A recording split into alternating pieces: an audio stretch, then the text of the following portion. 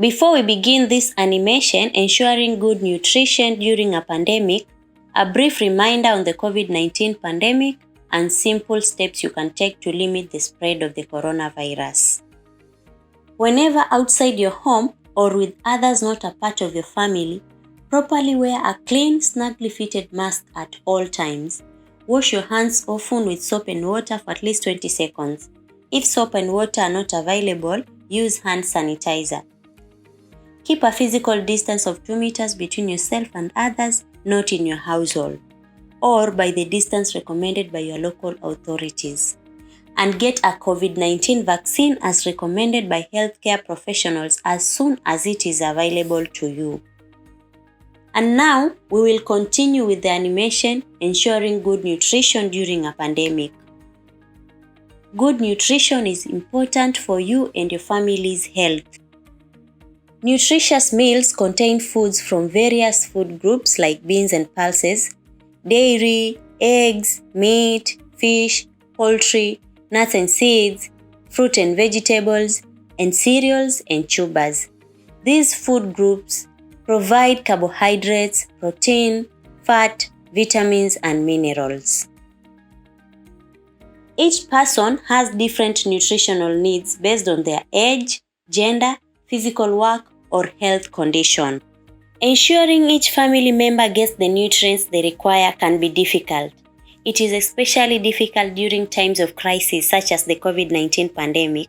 Certain foods may become scarce. In this video, you will learn things you can do safely to grow, access, prepare, preserve, and store a variety of food so that your family has the food and nutrients necessary to work and stay healthy. During a pandemic, markets may close, prices may go up, or products may be limited, meaning you may not have access to the food groups you normally would have. Consider ways you can control your food supply. Grow more varied crops to ensure a variety of food groups. Many crops can be planted alongside each other, allowing you to grow more on existing land. Crops that grow well alongside maize include potato, legumes, sweet potato, and groundnut. You can also grow vegetables in kitchen gardens. Some foods like fish, edible mushrooms, and game can be harvested from the wild, as can wild fruits, vegetables, and edible insects. Only harvest foods from the wild that you are familiar with and know that are safe to eat.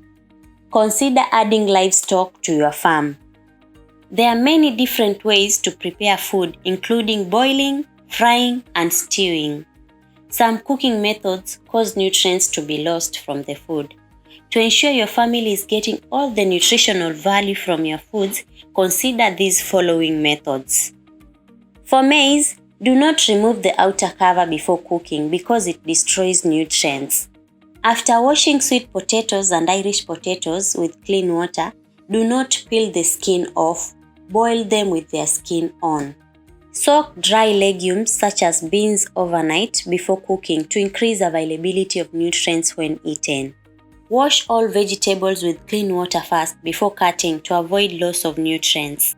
Avoid overcooking or boiling green leafy vegetables and other vegetables such as cabbage, broccoli, cauliflower, carrots, and green peas as they lose nutrients, especially when the water is drained or thrown away.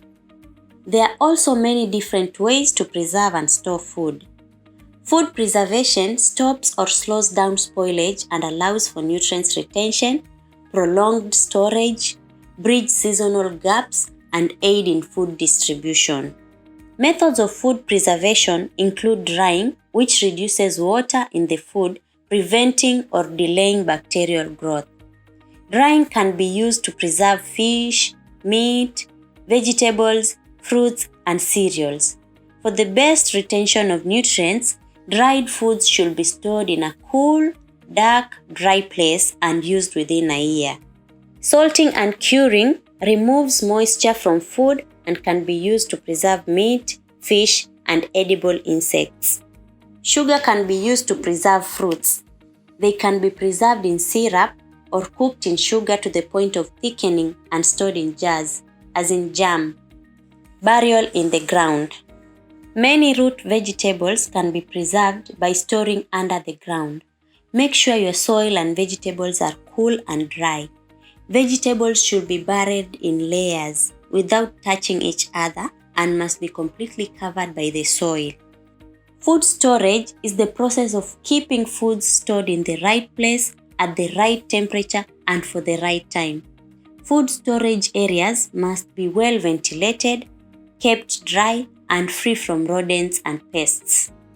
Use airtight storage containers and bags to store cereals, legumes, and dried foods. To learn more on nutrition and the different methods of preparing, preserving, and storing food, talk with your local agriculture extension and community health workers. Family and friends may also be able to share seeds, planting, and storage tips.